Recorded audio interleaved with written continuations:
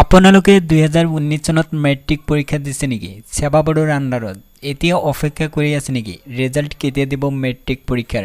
যদি আপোনালোকে 2019 চনত মেট্ৰিক পৰীক্ষা দিছে তেতিয়াহলে আপোনালোকে এই ভিডিওটো শেষলৈ চাই থাকক, কাৰণ আপোনালোকক মই মেট্ৰিক পৰীক্ষাৰ ৰিজাল্টৰ বিষয়ে কেইটামান গুৰুত্বপূৰ্ণ কথা আপোনালোকক জনাম। সেই কাৰণে আপোনালোকে ভিডিওটো শেষলৈ চাই থাকক।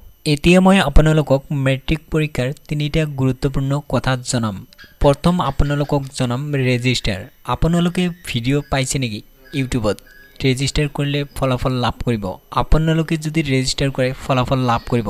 এনে ধৰণৰ ভিডিও হয়তো বহুতে দিছে, আপোনালোকে পাইছে। মোক বহুতজনে জনাইছে যে ৰেজিষ্টাৰ কৰিলে ফলাফল পাম নেকি?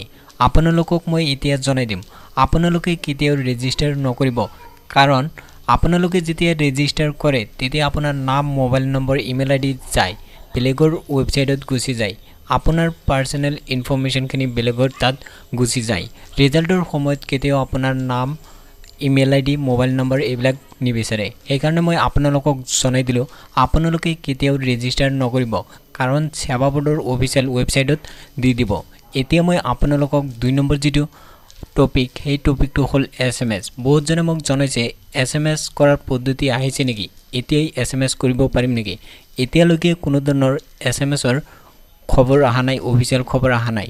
আগতে আহিছিল 2019 চনত, এতিয়ালৈকে খবৰ আহা নাই অফিচিয়েল যে টেক্সট SMS কৰিলে তাৰ পিছত ফলাফল পাম নেকি।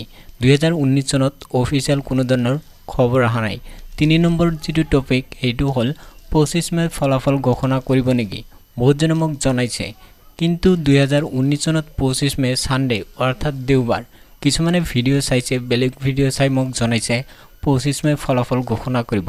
এইটো মিছা খবৰ। আপোনালোকে যদি ভাবি আছে মেট্ৰিক পৰীক্ষাৰ ফলাফল আগতে লাভ কৰিবলৈ আগতে ৰেজিষ্টাৰ কৰি থৈ দিও, অতি সোনকালে ৰিজাল্ট লাভ কৰিম, তেতিয়াহলে আপোনালোকৰ বাবে এইটো ভুল ধাৰণা।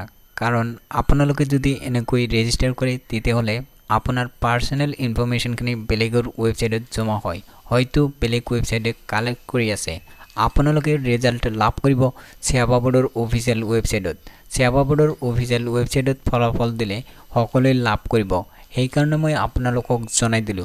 যদি আপোনালোকে এনে ধৰণৰ নতুন নতুন খবৰ পাব বিচাৰিছে তেতিয়াহলে মোৰ চেনেলটো সাবস্ক্ৰাইব কৰিব, তেতিয়া আপুনি অতি সোনকালে লাভ কৰিব নতুন নতুন খবৰ।